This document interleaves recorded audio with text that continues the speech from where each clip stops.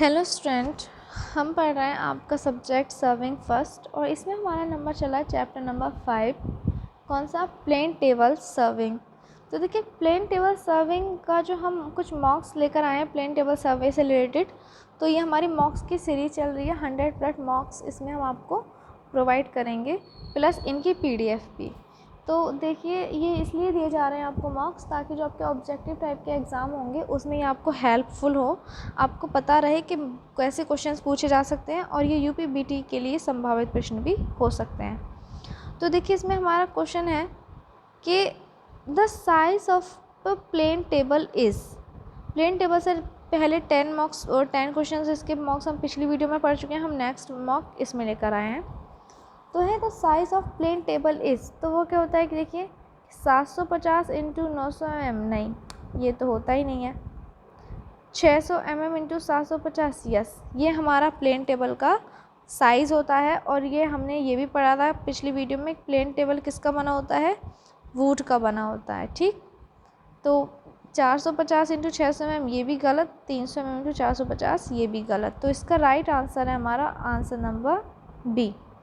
ठीक, the size of a plane table is 600 mm into 750 mm। फिर आता है आपका next question, intersection method of detailed plotting is most suitable for. Intersection method क्या है? हमने पढ़ा था कि 4 मेथड होते हैं। ठीक, उनमें से एक क्या है आपका? इंटरसेक्शन मेथड है। प्लेन टेबल सर्वे करने के 4 मेथड होते हैं, radiation, intersection, traversing.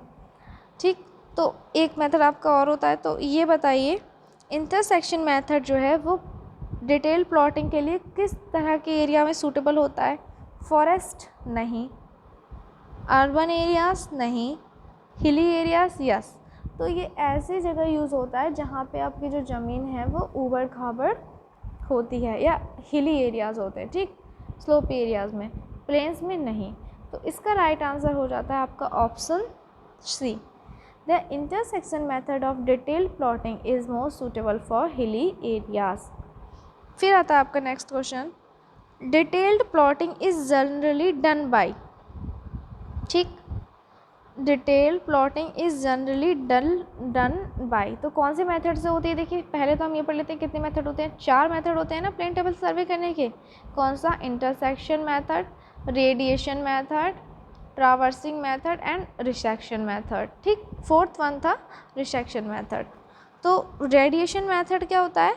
Detail plotting is generally done bye. जो डिटेल प्लॉटिंग होती है वो किसकी, कौन से मेथड में हेल्प कर हो, उसकी वजह से होती है रेडिएशन।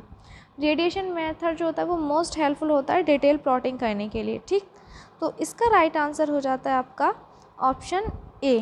ठीक, तो ये है आपका क्या? Detail plotting is generally done bye radiation method. तो फिर हम इसमें नेक्स्ट क्वेश्चन देखते हैं।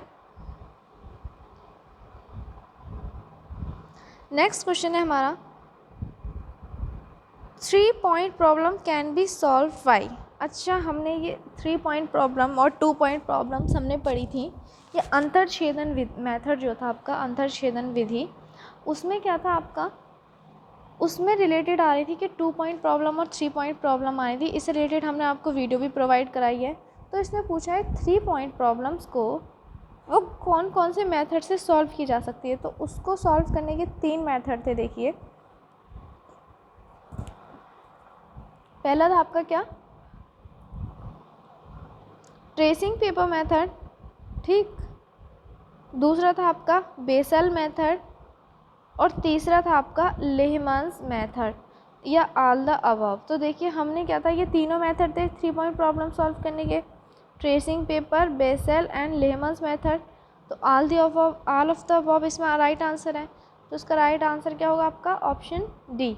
मतलब 3 point problem can be solve by tracing paper method and Bessel method and Lehmann's method. तो इसमें सारे आंसर्स आपके सही हैं। फिर आता है आपका next question, the instrument used for accurate centring in plane table survey is.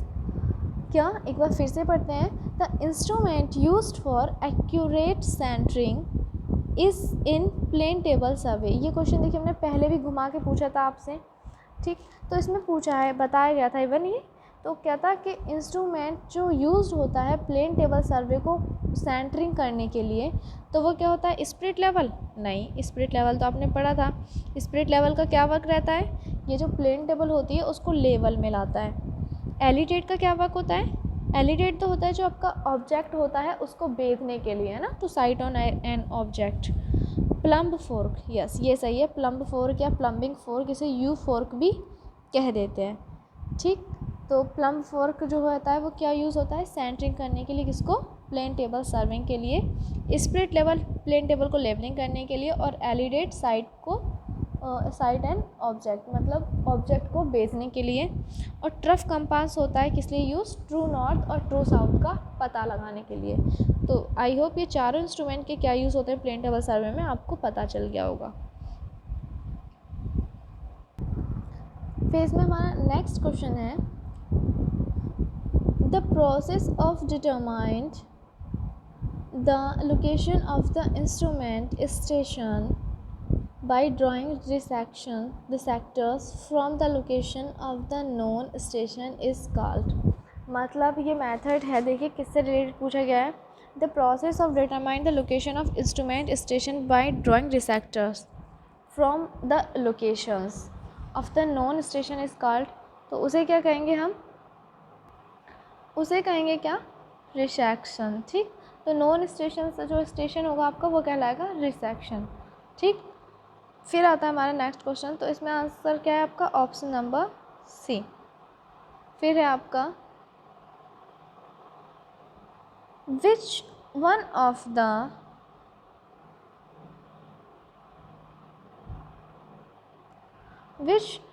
Of the following service employees alidade. मतलब इनमें से जो कौन सा जो प्लेन सर्वे होता है जो एलिडेट की सर्विस लेता है, या एलिडेट जिसमें वर्क करता है, या एलिडेट जिसमें हेल्प करता है। तो देखिए क्वेश्चंस को घुमाने का तरीका देखिए आप, एलिडेट भी वही है, प्लेन टेबल सर्वे ही वही है, लेकिन क्या है, क्वेश्चंस को घुमा दिया गया है। कैसे, देखिए, which one of the following service employees alidade, मतलब ऐसा कौन सा सर्वे है, सर्वेक्षण कार्य है जिसमें एलिडेट की ज़रूरत होती है, या जिसमें एलिडेट अपनी सेवाएं देता है। तो आपको पता है क्या, plane table survey, alidade is helpful for plane table survey. Alidade किस में हेल्प करता है, प्लेन टेबल सर्वे में। कंटूर सर्वे में नहीं, आर्कोलॉजिकल सर्वे नहीं, एंड रिकोनेंसिस सर्वे नहीं, ठीक। ये तो बहुत प्रिलिमिनरी सर्वे होता है, इसमें तो प्लेन टेबल वगैरह की ज़रूरत ही नहीं होती। फिर है आपका, for locating an inaccessible point with the help of only a plane table one should use।